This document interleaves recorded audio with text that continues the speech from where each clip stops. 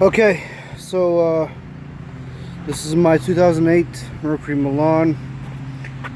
I'm doing a transmission swap because part of the clutch assembly went bad while I was in the middle of the day, and I ended up having to drive the car without the use of the clutch because the pedal was all the way on the floor. So I drove it like that, and I was able to drive it a day or two, and then the transmission went bad because I guess it didn't like that situation. So I just started disassembling to gain some access. There's the intake. Disconnected the battery, took it out. I'm going to take out the battery tray, and I found the cause of the problem, which is typically on these cars.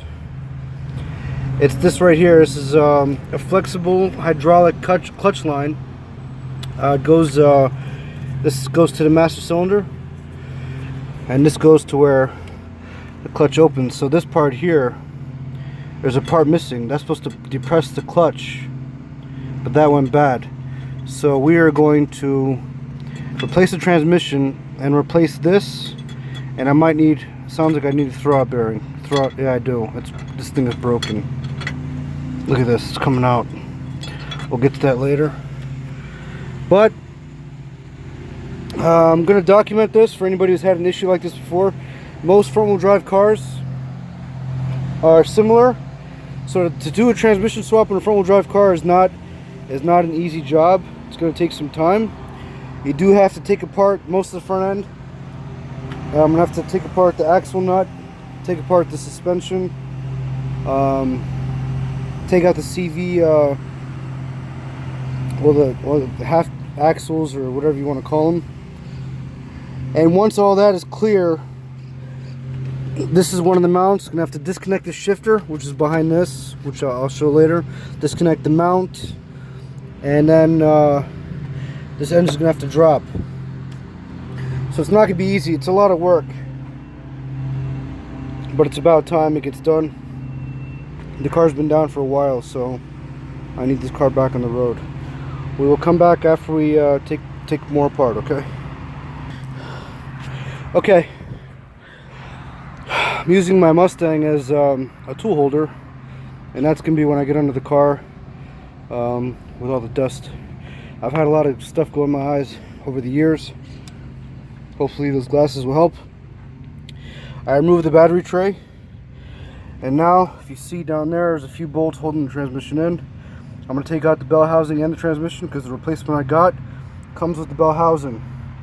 Now, a little trick to help get bolts that are tight, which I'm not going to try struggling with them now, is I have an extension on my ratchet, and also have a jack. This is the part that you use to jack up your jack. I'm not using a jack yet. But what you do is you take off the handle from here, from the top part where the circle is, and it's hollow. So now you can go over your tool, and now you can create more leverage. So now my tool is a lot longer. Does that make sense? Okay, so we're going to do this now. I'm going to take out a few of the bolts. We'll come back. So I'm doing the top. There's a few bolts on top. And when I jack up the car, I'll go under and do the bottom ones. We'll be back. Okay. I should hire someone to help me film. I almost broke my finger. Okay, so here's the deal. Those top bolts on the top of the bell housing, those are loose. I'm not going to take them out completely until I get to the bottom. Also, right here, this is your shifter. This is a manual, by the way. So there's your shifter. This is neutral right here in the middle. This is in gear. This is first and second. Okay, or third and fourth, I guess. So what I did was, you can take apart this, which would be a headache. I don't want to do that. So there's a bolt down there, which I loosened, and this whole assembly will not come out. It's all very loose, and when it comes to that point, I'll take it all out, and I'll just take these out of these two little holders with a screwdriver. These brackets, the shifter assembly will be loose, and then The engine mount can either go from the transmission part or the mount to the car. So these two bolts. Either way, this mount has got to go onto the new transmission. So I'll probably just take it out from here so the transmission will slide out easier.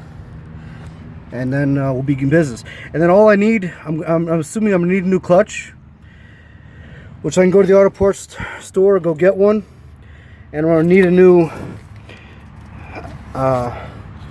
part there. Okay, we'll be back.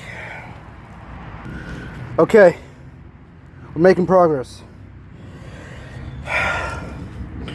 So I loosened, well, I took this out of its bracket, and I'm saving the bolts. This is one of them. These two go to the shifter. Make sure you remember also, this is the actual part that makes the shifter go back and forth. It's attached, where is it? Nope, hold up. Okay, here. This is the actual part that makes the shifting happen. And this little part, you just got to separate it, and it releases the hold on this. So we're fully disconnected. All we got to do is loosen this mount here, take out the bottom bolts of the transmission, take apart, or loosen the axle nut, obviously take out the wheel. We're gonna have to separate some part of the suspension to get some room to pull the CV joint out, or the axle. But we're making good progress. I've been at this for about 20 minutes now, and we're doing good. We'll come back soon. Okay, so on the top side, I pretty much got everything loose. I loosened these two here for the mount. As you can see, this rubber mount is shot. We'll figure how to, we'll do that later. Also, I loosened this one. That was tough. These two I'm going to do a little bit later. But now I'm going to get under the car and start working on the suspension. So the first thing is, while the car is on the ground, we're going to loosen the axle nut, which is 32. And then these, just get them started. Then I'll jack the car up. I got some wood blocks and I have some jack stands, so I'm not gonna jack it up on both sides so I have more room. Okay, we'll be back once the car is up.